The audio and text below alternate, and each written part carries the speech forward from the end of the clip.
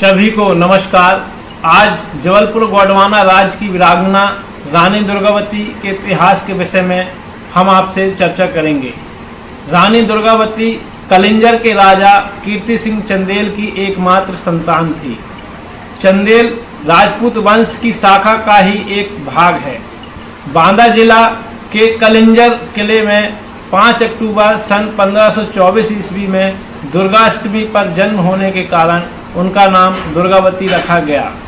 नाम के अनुरूप ही तेज साहस और सुंदरता के कारण दुर्गावती की प्रसिद्धि सब ओर फैल गई। दुर्गावती के मायके और ससुराल पक्ष की जाति भिन्न थी, लेकिन फिर भी दुर्गावती की प्रसिद्धि से प्रभावित होकर गोंडवाना साम्राज्य के राजा संग्राम शाह ने अपने पुत्र दलपत शाह से विवाह करके रानी दुर्गावती को अपनी पुत्रवधू बनाया था। दुर्गावती के विवाह के 4 वर्ष बाद ही उनके पति गौड़ राजा दलपत शाह की असमय मृत्यु हो गई। रानी अपने पुत्र वीर नारायण को सिंहासन पर बैठाकर उसके संरक्षक के रूप में स्वयं शासन करना प्रारंभ कर दिए। रानी दुर्गावती का राज 3 ओर से मुस्लिम राज्य से घिरा हुआ था। पश्चिम में था निवाड़ मालवा का सुजात खान सूरी, दक्षिण में खानदेश का मुस्लिम राज्य और पूर्व में अफगान। तीनों ने असहाय जानकर रानी दुर्गावती के राज्य में हमले प्रारंभ कर दिए। रानी दुर्गावती की राजधानी सिंगौरगढ़ थी। वर्तमान में जबलपुर दमोह मार्ग पर स्थित सिंग्रामपुर में रानी दुर्गावती की प्रतिमा से 6 किलोमीटर दूर स्थित सिंगौरगढ़ का किला बना हुआ है। सिंगौरगढ़ के अतिरिक्त मदन महल का किला और नरसिंहपुर का चौरागढ़ का किला रानी दुर्गावती के राज्य के प्रमुख गढ़ों में से एक थे। रानी का राज्य वर्तमान में नरसिंहपुर, दमोह मंडला, होशंगाबाद, छिंदवाड़ा और छत्तीसगढ़ के कुछ हिस्सों तक फैला था। रानी के शासन का मुख्य केंद्र वर्तमान जबलपुर और उसके आसपास का क्षेत्र था। अपने 2 मुख्य सलाहकार और सेनापति आधार सिंह और मान सिंह ठाकुर की सहायता से राज्य को सफलतापूर्वक चला रही थी। रानी दुर्गावती ने 1550 से 1564 ईस्वी तक सफलतापूर्वक शासन किया। रानी दुर्गावती ने अपने शासनकाल में कई मंदिर, इमारतें और तालाब बनवाए। इनमें सबसे प्रमुख है जबलपुर का रानी ताल, जो रानी दुर्गावती ने अपने नाम पर बनवाया। उन्होंने अपनी दासी के नाम पर चेरी ताल और दीवान आधार सिंह के नाम पर आधार ताल बनवाया। रानी दुर्गावती को उनकी कई विशेषताओं के कारण जाना जाता है। वे बहुत सुंदर होने के साथ साथ बहादुर और योग्य शासिका भी थी। उन्होंने दुनिया को यह बतलाया कि दुश्मन के आगे झुककर अपमानजनक जीवन जीने से अच्छा मृत्यु को वरण करना है। रानी दुर्गावती और बाज बहादुर की लड़ाई। शेर शाह सूरी के कलिंजर के दुर्ग में मरने के बाद मालवा पर सुजात खान का अधिकार हो गया, जिसे उसके बेटे बाज बहादुर ने सफलतापूर्वक आगे बढ़ाया। गोंडवाना राज्य की सीमा मालवा को छूती थी और रानी के राज की ख्याति दूर दूर तक फैल चुकी थी। मालवा के शासक बाज बहादुर ने रानी को महिला समझकर कमजोर समझा और गोंडवाना पर आक्रमण करने की योजना बनाई। बाज बहादुर को रानी रूपमती के प्रेम के लिए भी जाना जाता है। सन 1556 में बाज बहादुर ने रानी दुर्गावती पर हमला कर दिया। रानी की सेना बड़ी बहादुरी के साथ लड़ी और बाज बहादुर को युद्ध में हार का सामना करना पड़ा और रानी दुर्गावती की सेना की जीत हुई। युद्ध में बाज बहादुर की सेना का बहुत नुकसान हुआ। इस विजय के बाद रानी का नाम और प्रसिद्धि और भी अधिक बढ़ गई। सन 1562 ईस्वी में अकबर ने मालवा पर आक्रमण कर मालवा के सुल्तान बाज बहादुर को परास्त कर दिया और मालवा पर अधिकार कर लिया।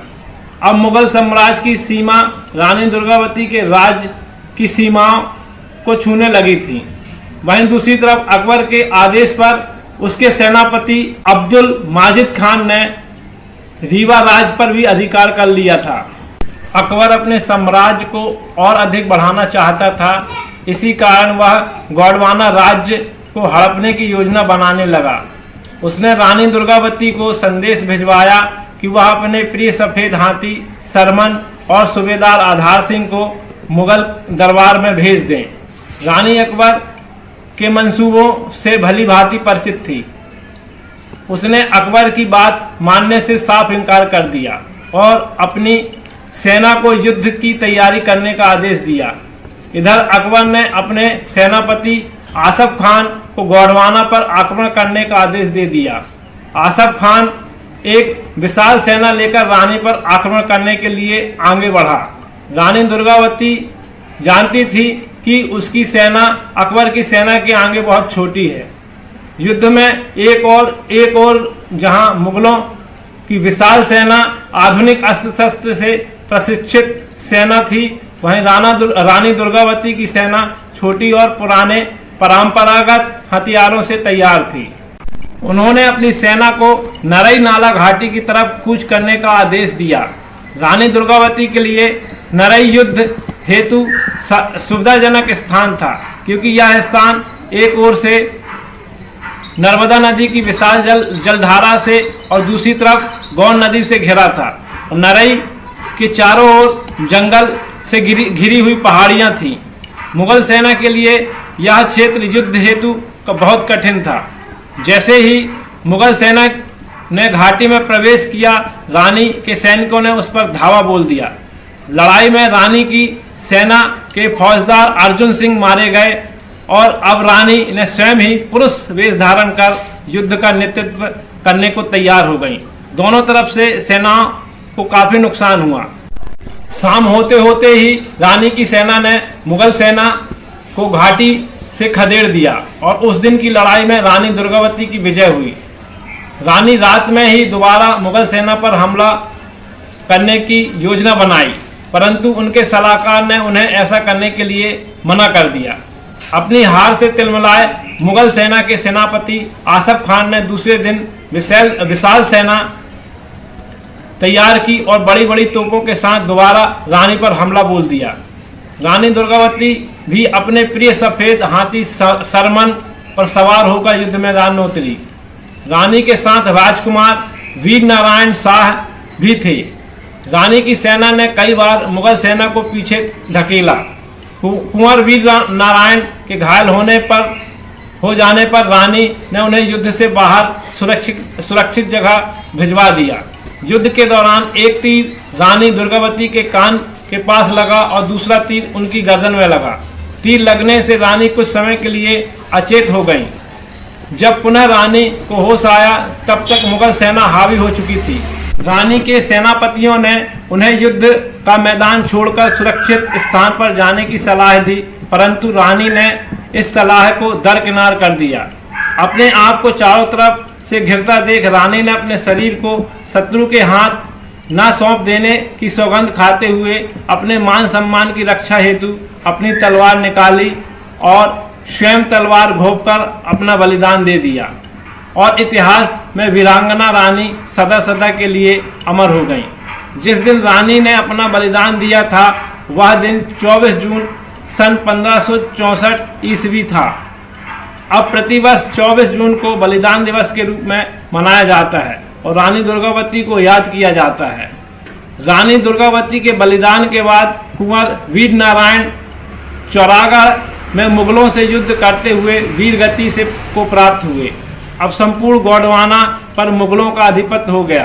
कुछ समय पश्चात राजा संग्राम शाह के छोटे पुत्र रानी दुर्गावती के देवर और चांदा गढ़ के राजा चंद्र शाह को अकबर ने अपने अधीन गोंडवाना का राज घोषित किया और बदले में अकबर ने गोंडवाना के 10 गढ़ ले लिए।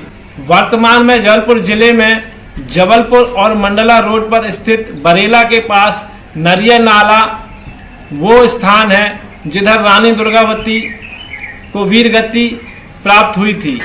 अब इसी स्थान के पास बरेला में रानी दुर्गावती का समाधि स्थल भी है। प्रतिवर्ष 24 जून को रानी दुर्गावती के बलिदान दिवस पर लोग इस स्थान पर उन्हें श्रद्धा सुमन अर्पित करते हैं। रानी दुर्गावती के सम्मान में सन 1983 में जबलपुर विश्वविद्यालय का नाम बदलकर रानी दुर्गावती विश्वविद्यालय कर दिया गया। भारत शासन द्वारा 24 जून सन 1988 रानी दुर्गावती के बलिदान दिवस पर एक डाक टिकट जारी कर रानी दुर्गावती को याद किया गया। जबलपुर में स्थित संग्रहालय का नाम भी रानी दुर्गावती के नाम पर रखा गया। मंडला जिले के शासकीय महाविद्यालय का नाम भी रानी दुर्गावती के नाम पर ही रखा गया। इसी प्रकार कई जिलों में रानी दुर्गावती की प्रतिमाएं लगाई गईं और कई शासकीय इमारतों का नाम रानी दुर्गावती के नाम पर रखा गया। हम सभी इस लेख के माध्यम से रानी दुर्गावती और उनके साहस और बलिदान को सशक्त नमन करते हैं और सबसे निवेदन करते हैं कि जबलपुर गोंडवाना क्षेत्र अनेक वीर योद्धाओं का क्षेत्र रहा है। ऐसे जबलपुर को हम पुनः नमन करते हैं। जय हिंद, जय भारत।